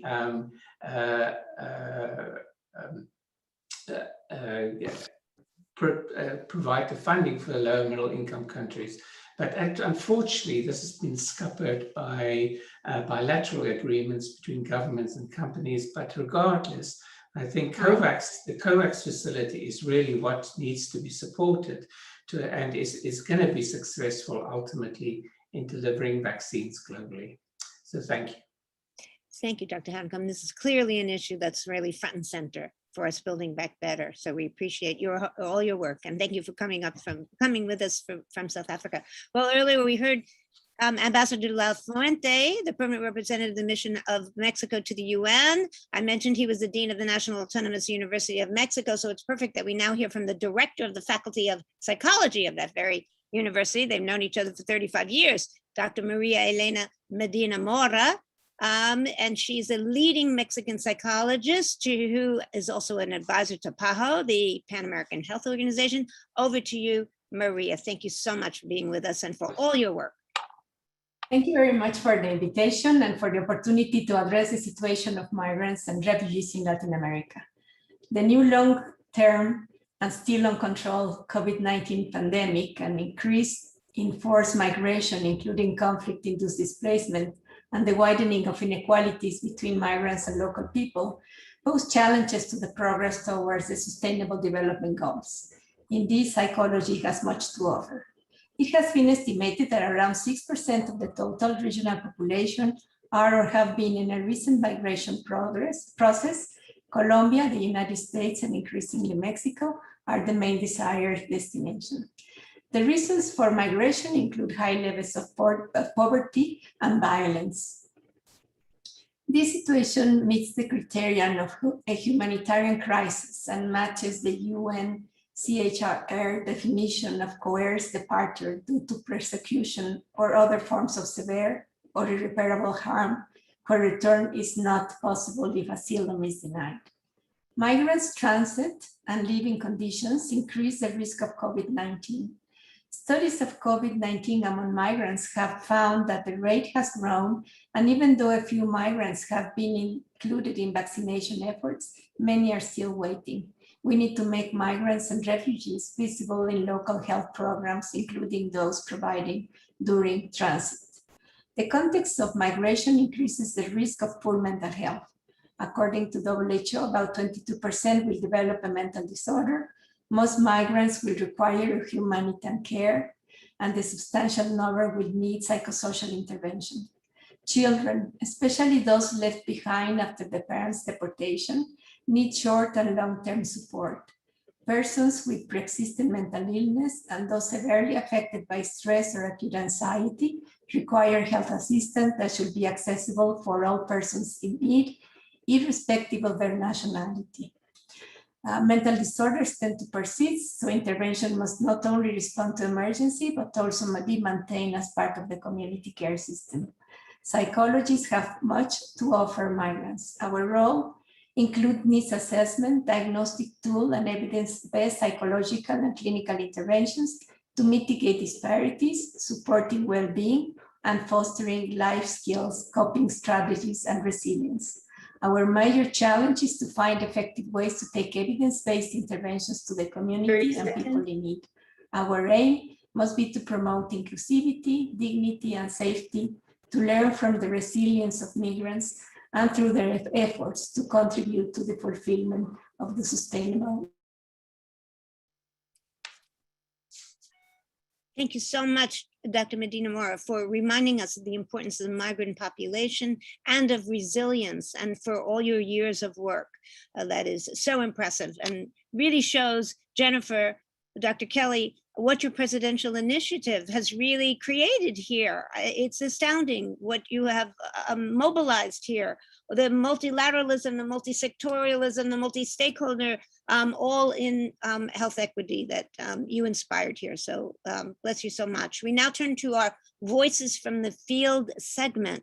This is a section of our program where there are brilliant innovations on the ground in countries all over the world, reaching out to those we call left furthest behind to bring them close to resources. So now let us go to the first of our innovations. And this innovation is from the company Dimagi, using digital solutions on the front lines of the COVID pandemic in Sierra Leone, in Somalia, and other countries. And welcome Jordan Levinson, their project manager, coming to us back from Cape Town. We're back in South Africa. Welcome. Thank you. Thank you, everyone. It's a huge honor to be here. I'm Jordan Levinson, project manager at Dimagi. Dimagi is the award-winning social enterprise behind ComCare, the frontline digital toolkit relied upon by governments, NGOs, and local programs in more than 130 countries. Today, I'd like to share 3 stories about how we leverage technology as a force for equity in healthcare in the most difficult of settings. Data may sometimes feel like a buzzword, but any decision made at the highest levels of government is only as good as the official's understanding of a situation. That awareness is always driven by good data. And the same tools that collect this data allow us to provide valuable services to those who too often go without. If our work resonates with you or you see the opportunity to collaborate, we'd love to speak to you. Please get in touch via the link shared here, which will also drop into the chat. Let's start in Sierra Leone. When COVID hit, the Sierra Leonean government was determined not to relive the Ebola outbreak of 2015, a tragedy that was made worse by fractured response efforts and no central access to data. Dimagi partnered with the Directorate of Science, Technology, and Innovation, a government team who brought together public, private, and academic partners to roll out central technology for pandemic response. Dimagi was an active member of this consortium, advising on the national digital strategy, as well as deploying a custom mobile app to help quarantine site managers track cases and deliver quality care. As we enter the third wave of the pandemic, Sierra Leone is still relying on the system and is fully in charge of its deployment and expansion. Meanwhile, in Somalia, the government partnered with the WHO to tackle COVID vaccination and chose to rely on ComCare. Previous vaccine campaigns used tally sheets for reporting, which only record aggregate information, making it impossible to track if vulnerable groups are receiving vaccines. Many were left behind. The ComCare mobile app gives the Ministry of Health detailed real-time visibility into vaccine distribution with an easy-to-use dashboard, allowing them to see and fill any gaps that arise. Over 500 vaccination sites have now used it to record more than 100,000 doses. As with all of our programs, we aim to create tools that not only bolster individual campaigns, but the health system at large. This system can be used beyond COVID for routine immunization and more. It was also deployed in Jamaica and is likely to soon launch in Burkina Faso and Guatemala, and we are actively pursuing additional partners. Lastly, as this esteemed group would be well aware, COVID has exposed the incredible unmet need for mental health care. We are partnering with world experts to leverage digital tools to mental health care where there is little access, for example, via applications that guide community workers through identifying, referring, and even providing basic treatment for common mental health conditions. We are also adapting techniques for self-guided care to provide much needed support to those who may not be able to access a clinician. Here too, we are eager to collaborate, so please be sure to get in touch. Thank you very much for your time. Thank you so much, Jordan, and all the work that you're doing in Sierra Leone and Somalia and other places. Earlier, we saw the music video of Minister General, and we heard about the project of Africa Rise Healthier and Stronger to build healthy health systems in underserved Africa. And so now the president of the United African Congress, Mr. Gordon Tapper, former chief of section at the United Nations for 35 years, and a co-sponsor of this program and really the backbone of a lot of the organization, will present us about hot off the press results of this amazing project that we did in the Congo. Over to you, Gordon. Thank you, Judy. Let me first thank the Permanent Mission of Sierra Leone to the United Nations for sponsoring this important program. And of course, the other permanent missions who are supporting it, along with the World Health Organization, the International Association of Applied Psychology, and the American Psychologists Association, all protocols observed. I wish to present you with a groundbreaking pilot project our health coalition conducted in the Democratic Republic of the Congo in the small mining town of Niabibwe in the province of South Kivu. We did this as a partnership of United African Congress, Give Them a Hand Foundation, the International Association of Applied Psychology, and a local group in the DRC by the name of Hope and Health Vision. Our mission was to help the community people protect themselves from COVID-19 infection and to strengthen their psychological resilience. All this while facing Ebola, which was rife in the country just prior to that. They're facing constant violence from competing militias and ethnic groups, and of course, endemic poverty. Our project, which was conducted last summer, addressed holistic health with two pillars: health education, and we did a workshop on psychosocial support activities. With health education, our main goal was to correct the myths about COVID-19, like COVID doesn't exist. COVID was brought to you by white people. Wealthy people are only saying this because they want to get money from Gates and people like that. We also did masks, and we hired women to make thousands of masks, which we distributed to the community, and they were made to WHO standards. We installed 5 hand washing stations in public spaces, and we paid workers to deliver water, and we trained how to wash their hands properly.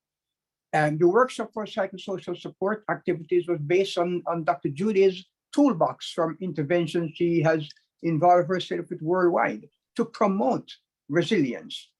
Some particularly important and also groundbreaking elements of this project included developing 2 culturally appropriate infographics, visually showing the sanitation measures and the psychosocial activities. We did this in English and in Swahili. We partnered with local team on the ground. 30 seconds. Extensive outcome assessment before and after the intervention, and then 6 weeks later. The results just analyzed show an amazing, impressive outcome with statistically significant improvements in all health and psychosocial items. These are supported by reports from community leaders about the value of the intervention. Now, we're being asked by the community to develop another program for them, and we are in the act of doing so. Thank you very much. Thank you, Gordon, for all of that. It's very appropriate now that we show you a very short video about voices from the field that you will hear from the real people, from the Congo that we just heard the project about, also people speaking about India that we're going to hear a presentation about. We have 2 other short voices of the field to go to in Nepal and India. And so here's what people have to say from their hearts and what they're going through.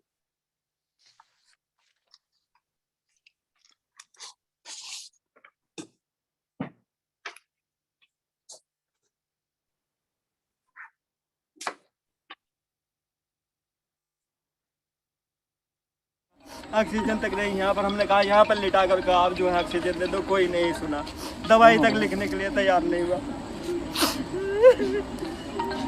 Body after body being brought into this crematorium in India's national capital, New Delhi, that has seen a huge surge, not only in cases, but in fatalities as well. Brazil's Amazonas region may be very isolated, but people there are facing the same problem as everyone else around the world. They haven't been spared from the coronavirus pandemic. A gente pensa naquela família que está sofrendo. Experts say the causes of the new surge are myriad. A more transmissible variant, few vaccines, relaxed lockdowns. No matter the cause, these are the effects. With COVID nearly 3 times more deadly in Black and Latino communities. Is coronavirus real? My simple answer to that question, is COVID-19 a scam? The answer is no, definitely not a scam. COVID-19 is a real disease. On a scale of 1 to 10, how afraid of COVID-19 are you? 9.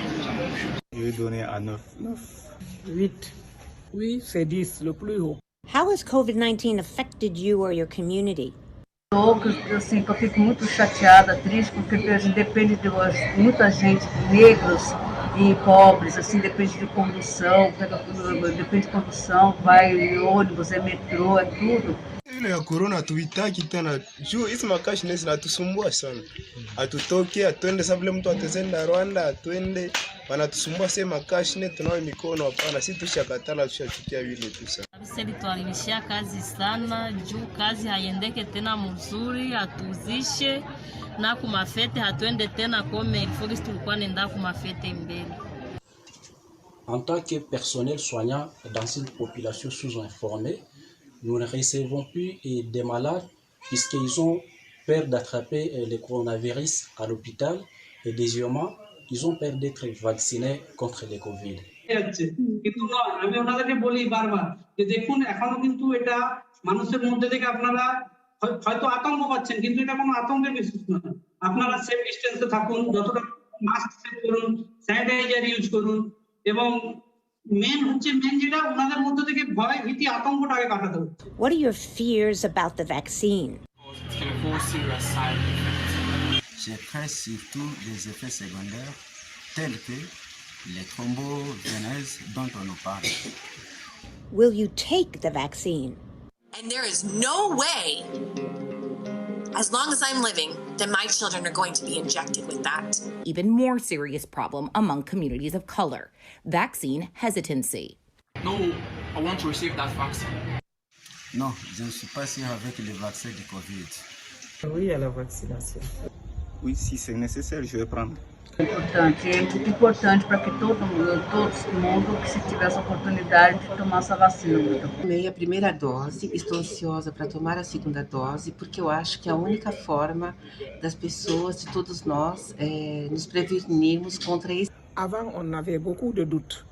Mais quand j'ai vu les présidents américains se vacciner, européens, j'ai vu toutes les grandes personnalités qui ont pris le vaccin. Vraiment, j'ai eu confiance et moi-même, je me suis vaccinée. Well, we can see that people around the world are all experiencing the similar conflicts and similar issues, but someone who is really doing something about it in our Voices from the Field, bless you, from Nepal, my dear friend, Dr. Kamal Gautam, whose transcultural psychosocial organization, Nepal, is doing brilliant, innovative, multi-stakeholder outreach to the community and health workers he's going to tell you about. Thank you, Dr. Gautam.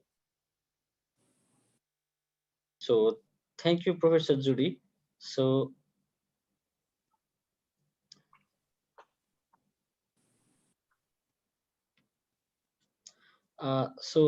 thank you, Professor Judy, and the sponsors and the co-sponsors.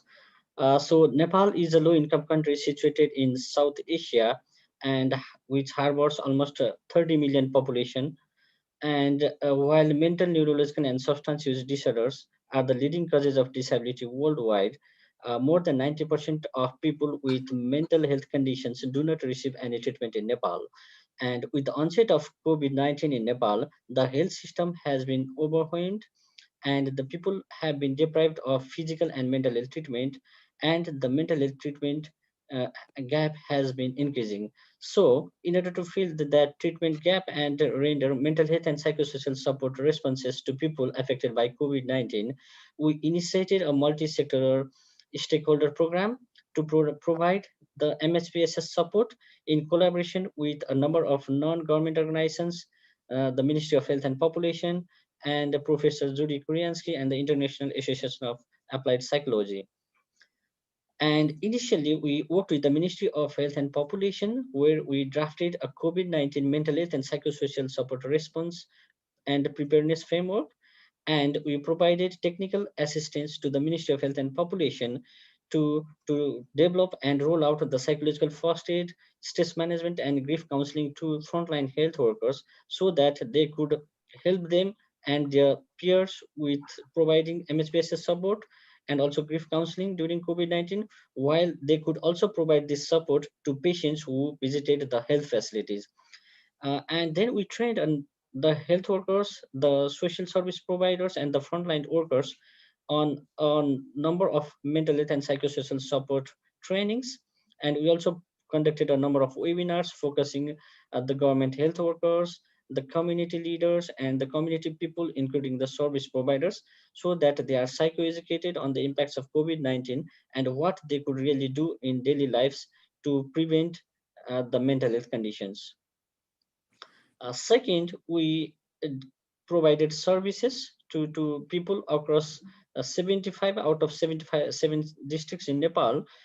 We extended our helpline services and provided telemental health services to people free of cost. So 7 days a week, starting from 8 a.m. till 6 p.m. in the evening. And we provided individual as well as group interventions, which are based on basically the in-depth psychosocial assessment and including the psychological treatments. And we also conducted our research on the impact of COVID-19 pandemic on the Nepalese population, including the status of suicide during the COVID-19 pandemic in Nepal. And followed by this, we advocated with the government, the ministries, to mainstream the mental health and psychosocial support response into the system, and also translated and adapted a number of global documents which could be used in Nepal. And lastly, we provided technical assistance to the Ministry of Health and Population in finalizing the National Mental Health Strategy and Action Plan, which has been planned to be scaled up for the next 5 years from the date. And we aim to contribute to the 5 Sustainable Development Goals through these programs, basically SDG 3, 4, 5, 11, and 17. So thank you. Kamal, that is brilliant, Kamal. Really an amazing model that we'll learn more about and that needs to be scaled. Our hearts go out to neighboring India, meanwhile, experiencing this new wave, but thank goodness there are innovations that are being done by companies like iCure, we're now going to hear about. They're taking a very hybrid outreach program using technology and in-person connection. iCure, by the way, is a favored innovation on the platform I co-founded called Health in Your Hands, which is part of the SDGs in Action initiative of the United Arab Emirates. So over to you, iCure founder and CEO, Sujay Santra, for your wonderful work. Thank you. Thanks a lot, Dr. Judy, the sponsors and the co-sponsors for these wonderful insights about this today's topic. In September 2020, when India started seeing a decline of the novel coronavirus, we all thought that we are done with the virus. And in March 2021, when we were hit by the COVID second wave, we all saw that how devastating the COVID has been for a country like India. While the major focus has been for the metros and the tier 1 cities, it was the rural population and the semi-urban people who were being greatly devastated.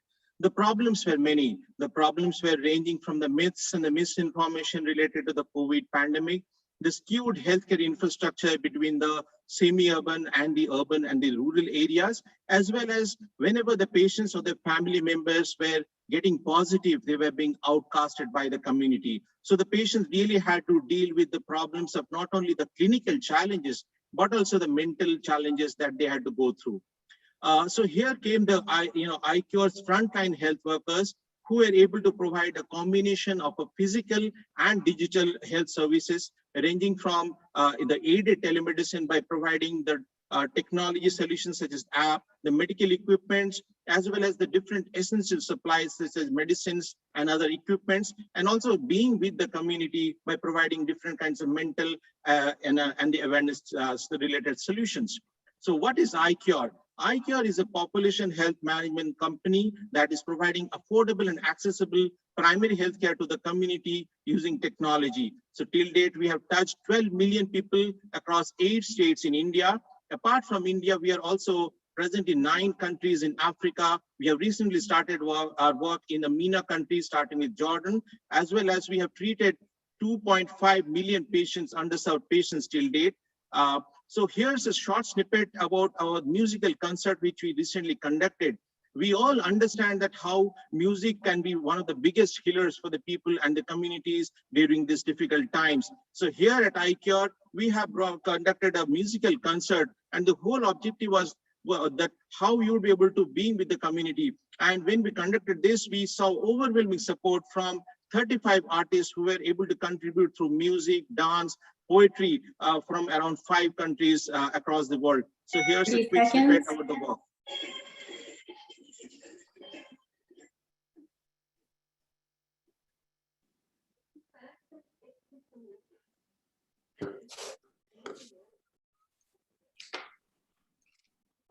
Ten seconds.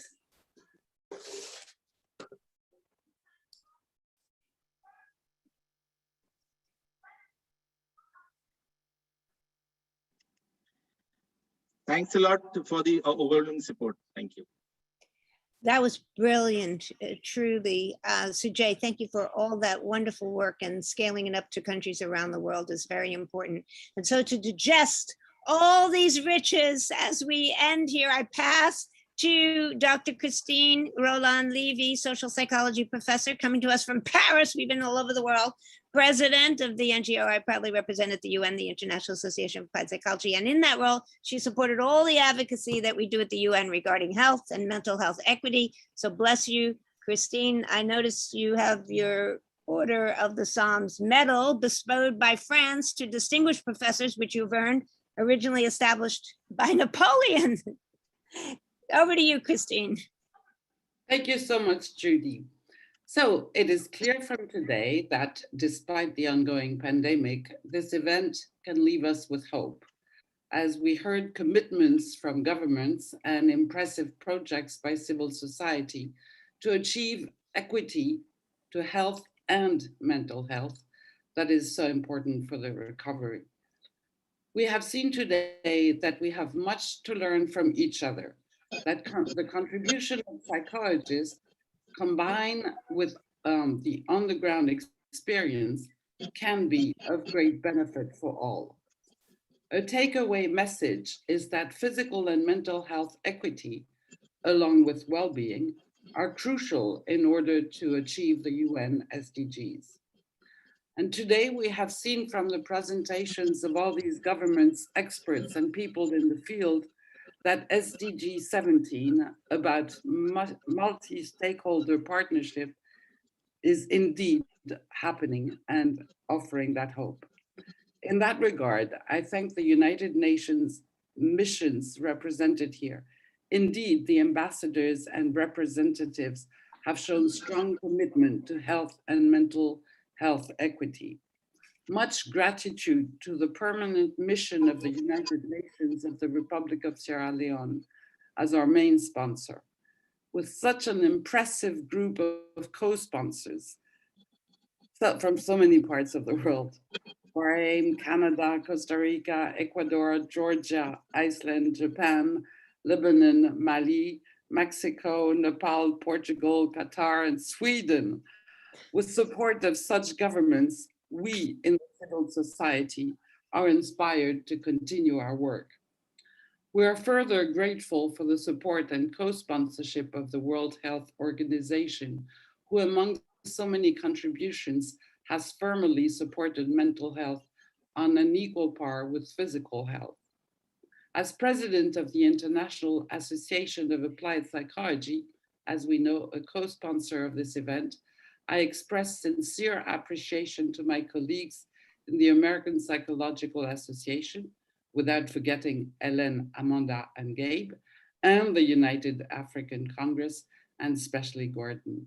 I'm convinced that the array of experiences and commitments to health and mental health shared today will help our world recover and build back better after COVID-19. For a world with more fairness, more justice, that leaves no one behind. We all deserve a world of health equity. Thank you for making this session a very stimulating one. And before closing, I wish to include my personal thanks to our moderator, Dr. Judy. Thank you so much. And without all of you, this would not have been possible, Judy included. Thank you so much. Oh, thank you. Oh, Christine, I see your circle. That is, Christine's wearing the pin for the Sustainable Development Goals, that circle pin. How wonderful. That was a perfect wrap up for everything that we've heard. And indeed, we're blessed to have the main sponsorship of Sierra Leone, to the mission of Sierra Leone to the UN, and all those other missions that have spoke so eloquently, and the experts and the voices from the field, and all our help behind the scenes. And indeed, mostly to Jennifer Kelly, kudos, clap. We have a standing ovation, Dr. Kelly, because you were the inspiration for this in your presidential initiative about health equity. Look what you have created. We are all in it for you. So thank you all very much. And to our ongoing collaborations. Namaste. Namaste. Namaste. Thanks, everyone. Thank you. Thank you very much.